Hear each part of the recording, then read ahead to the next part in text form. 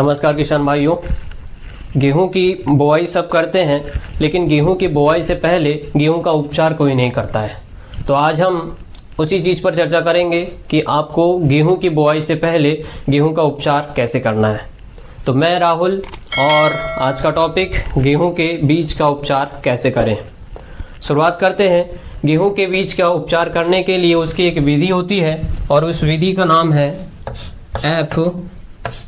FIR। किसान भाइयों, मैं आपको बता दूं, मैं आपको ऐसी कोई भी चीज़ नहीं बताऊंगा जो ऑथेंटिक नहीं है या जिसे वैज्ञानिक तरीके से नहीं अपनाया गया हो। मैंने जितना कुछ पुस्तक में पढ़ा है आपके तक मैं सही जानकारी पहुंचाऊंगा। तो गेहूं के उपचार की विधि है FIR। इसमें F से मतलब है फंगीसाइड। फंगीसाइड को हिंदी में बोलते हैं फफूंदनाशक। मैं इंग्लिश में नहीं लिखूंगा क्योंकि मुझे पता है हमारे देश के किसान अभी उतने कुशल नहीं हैं। F का मतलब है फफूंदनाशी, I का मतलब है इंसेक्टिसाइड माने कीटनाशी, कीटनाशी, ठीक है। और R का मतलब होता है राइजोबियम,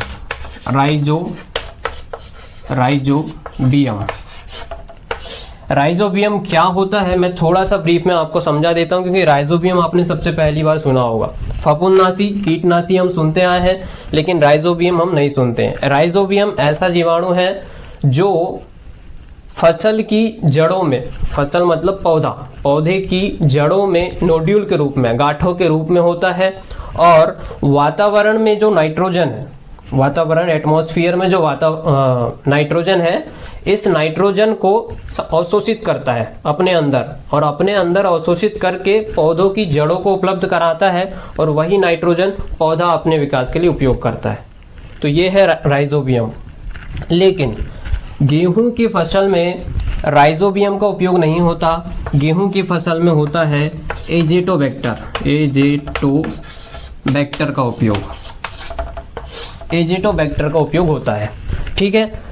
तो एजेटोबैक्टर भी आपके क्षेत्र में उपलब्ध हो जाएगा। आप अपने क्षेत्र के कृषि केंद्र में जाकर संपर्क करें तो यह भी उपलब्ध हो जाता है, ठीक है। ये एक प्रकार का जीवित जीवाणु होता है, ठीक है। तो ये थी विधि और ये थी पुस्तक की बात। अब मैं आपको प्रैक्टिकल रूप से बताता हूँ कि आपको कैसे उपचार करना है। सबसे पहले आप फफूंदनाशक से गेहूं का उपचार करेंगे, ठीक है। फफूंदनाशक के रूप में आप कार्बेंडाजिन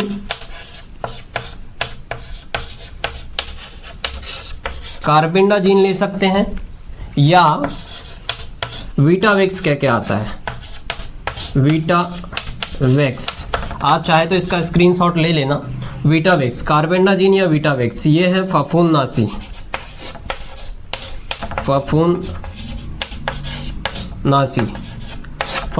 के रूप में आपको कार्बेंडाजिन और वीटावेक्स का उपयोग करना है। कितना उपयोग करना है?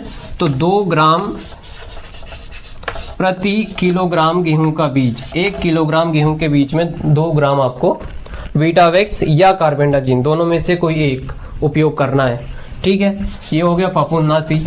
अब हम देखते हैं कीटनाशी, जो मैंने बोला अभी, कीटनाशी कौन कौन सा उपयोग करेंगे आप? या तो क्लोरोपाइरीफॉस उपयोग करो,